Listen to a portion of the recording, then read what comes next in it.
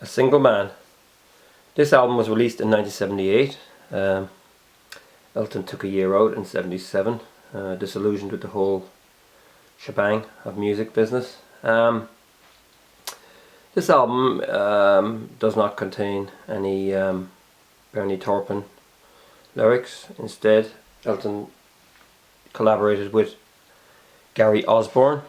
This is the 1998 remaster. It's got some great bonus tracks. I Cry at Night, it's just Elton on piano. Fantastic song. Ego was on there. It was a kind of a failed single. Flintstone Boy, Lovesick, Strangers. The album itself, it's a mixed bag. It's got a lot of different styles on it. Piano ballads, Shine On Through, Return to Paradise, kind of mariachi. I Don't Care is typical piano rock. Big Dipper, kind of a carry-on. It's almost like something from a musical. It Ain't Gonna Be Easy. Yeah, it's moody about somebody having an affair. Great track. Part-Time Love was a hit. You got Georgia, which the chorus is sung by the Watford football team, who Elton was investing in at the time. It's a good album.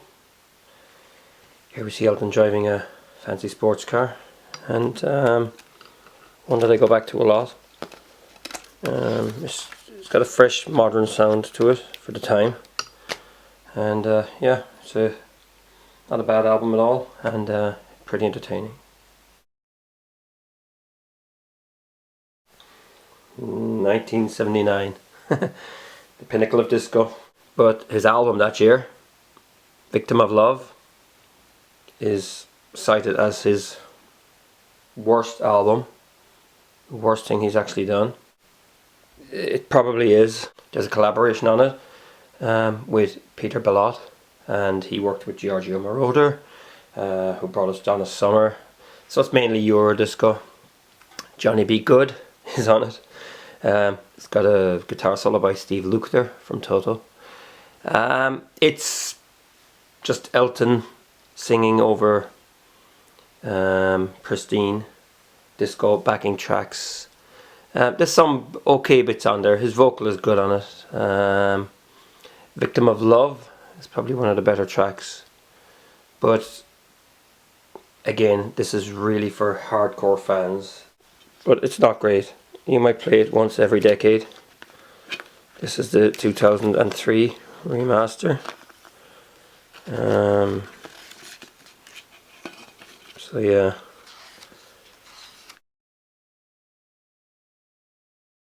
The complete Thom Bell sessions. Why I've put this in here is because it was recorded in 1977, and then it was released as a 3-track EP in 1979. This stuff is much better than Victim of Love. The CD actually came out in 1989 as the complete Thom Bell sessions, but it fits into this period of Elton's career. It's kind of got that Philly soul sound, so it's not really disco, but it's you know, soul, more kind of poppy soul music. It's got Are You Ready for Love? And this was re-released in 2003 as a single. It's got Shine On Through, which is a different version. Again, it's an Osborne song. And the whole thing is, again, possibly for collectors, but it's a bit syrupy. Yeah, that's all we can say about it really. There's not much information inside except where it was recorded and who was involved. 21 at 33 was released in 1980. This was meant to be Elton's 21st album at the age of 33. I think that's actually incorrect. This one here is the 2003 remaster. It's got Chasing the Crown on it, kind of rocky stuff. Little Genie, which is a good one. It was a big hit. Sartorial Eloquence, another great ballad. Then Two Rooms at the End of the World. White Lady White Powder is a good track actually. And then Dear God is a bit syrupy, a bit pointless. There's a song written with Thom Robinson, Never Gonna Fall in Love Again. It's not a bad album. As time has gone on, it kind of has less appeal to me. There's a lot of sessions recorded in France in '79, and some of this stuff came out of it. Again, Gary Osborne is the co-writer here. The 2003 reissue has got the leave notes and all full details. The Fox. This was released in 1981. This is definitely one of his better albums from the 80s. It's one of my favourites also. It's got Breaking Down the Barriers, Heart in the Right Place, Just Like Belgium. Nobody Wins. It's kind of all in drums and electronic. Not the best track. Would have been better done with a band ensemble. And then Fascist Faces, which is a great track. And then it's got the mighty Carla, Etude, Fanfare, Chloe.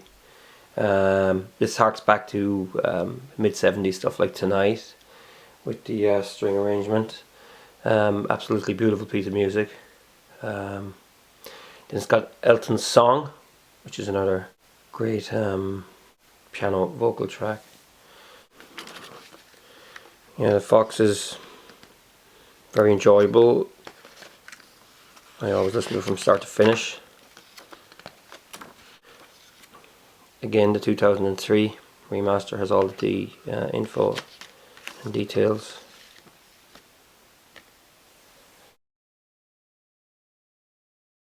Jump Up was 1982's album, and here again is the 2003 remaster. Nice pale green CD. This one is, there's a nice little bit of filler on this. Dear John isn't great. Spiteful Child's not bad. Ball and Chain is. Legal Boys is a track written with Tim Rice, of Andrew Lloyd Webber fame. Elton would work with him again on The Lion King. I Am Your Robot. It's actually one of the Thorpen songs on the album, and it's a shocking song. Blue Eyes, Gary Osborne track, that was a good hit. And the best track on the whole album is Empty Garden, Hey Hey Johnny. It's a Thorpen lyric in respect to John Lennon. Princess, another poppy track, not bad. Where Have All the Good Times Gone is a nice little bit of Four Tops style soul. And All Quiet on the Western Front is a tale of World War One. It's got some extensive sleeve notes. It was recently revealed that Bernie Taupin actually hated this album. He thought it was their worst one.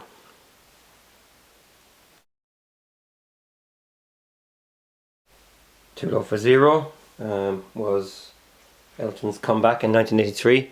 He teamed up with Thorpen and they came up with some very strong songs. Cold as Christmas, I'm Still Standing, which is a big hit. Too Low for Zero. I guess that's why they call it the blues. That's a big hit. Kiss the Bride, Whipping Boy, Saint, One More Arrow. Elton's back in form here. The bonus tracks, Earn While You Learn and Dreamboat, they're not from 1983. They're from around 1978. And they're quite good. And then there's another bonus, The Retreat, an outtake from the Jump Up sessions. or the Fox, one or the other. Some people argue that this is his pinnacle of the 80s, and they're probably not far wrong. So all the tracks are pretty good. Breaking Hearts, this album is from 1984. That was the year that Elton got married. He married Renate Blal, a studio engineer that he was working with. This is a 1984 CD, and it's got an amazing Rocket Record Company print on it. Picture of Thorpen inside the back. It's okay. Restless kind of goes on a little bit pointless. Slow down, Georgie. Bit kind of throwaway. Breaking Hearts is a piano ballad, which is really good. Passengers was a hit from this. And Neon is possibly one of the best tracks. Burning Buildings is kind of classic Elton piano ballad. And of course the big hit from this again is Sad Songs Say So Much. For this album, Elton got the early 70s band back together with Davy Johnson, Dee Murray and Nigel Olsson.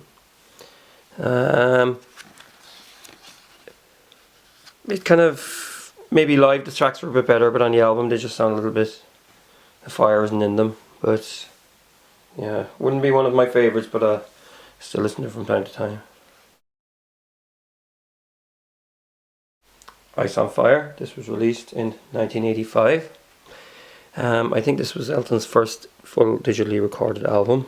I think this album is better than Breaking Hearts. This Town is a good upbeat funk number. Cry to Heaven, again a ballad. Soul Glove, Nikita is on this. It's mainly a bunch of session musicians blasting it out in the studio. It doesn't really have that 80s click-clack production feel to it. You know, you could still hear it's band playing, ensemble. Wrap Her Up is a song which has got George Michael doing a duet. Act of War is a duet with Millie Jackson. I think that's on the CD only. Again, this is an original 1985 West German pressing. It's got that amazing logo, the Rocket Record Company. All the lyrics are in here and all the keyboards that Elton plays. So yeah, Ice on Fire, not bad, it's entertaining. Leather Jackets is Elton's album from 1986. Some fans say it's probably the worst thing he's done. That's probably because the material is quite weak. Gus Dudgeon is in the producer's chair again for this one. Yeah, his voice is quite weak on it as well. You can hear that he's got a lot of wear and tear on the vocal. He had surgery, I think, the year after. This is an original 1986 with the superb Rocket logo. Although Slow Rivers is a duet with Cliff Richard. This might be of novel value to Cliff Richard fans. The material is a bit inaccessible, doesn't really drag you in at all. Even the ballads sound, you know, like he's treading water. So yeah, it's Leather Jackets.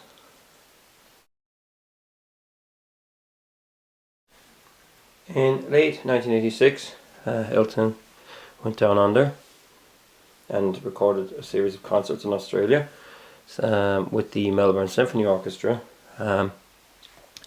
This album is a product of that. His voice was in pretty bad shape at the time, but he managed to get through it. He went kind of back to the roots of his own music. So it's got 60 years on, I Need You to Turn To, The Greatest Discovery, Tonight, Sorry Seems to Be the Hardest Word, The King Must Die, Take Me to the Pilot, Tiny Dancer, Have Mercy on the Criminal, Madman Across the Water, Candle in the Wind. That was released as a single. Burn on the Mission, Your Song, Don't Let the Sun Go Down on Me. There was also a video released. There was the